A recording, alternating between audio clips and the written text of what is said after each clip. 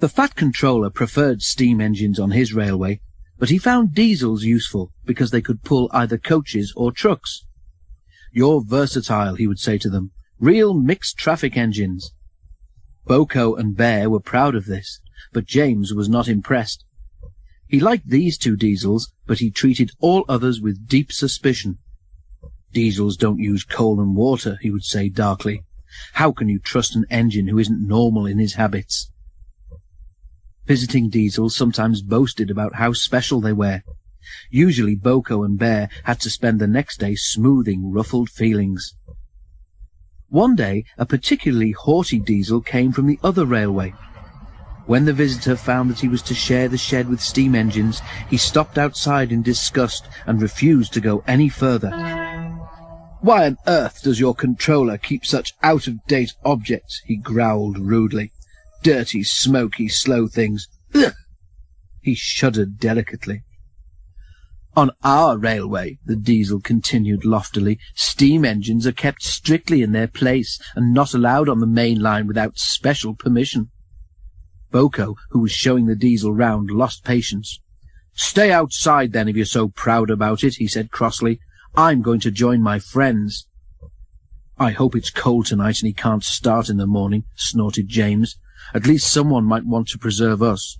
Who'd need him? Old stuck-up." The engines were glad when morning came. They went to fetch their trains as early as they could, and the visitor was left alone. "That's better," he purred to himself. "How can an engine rest in all that hissing and clanking?" The cleaning equipment and fuel supply were in the part of the shed which Boko and Bear shared.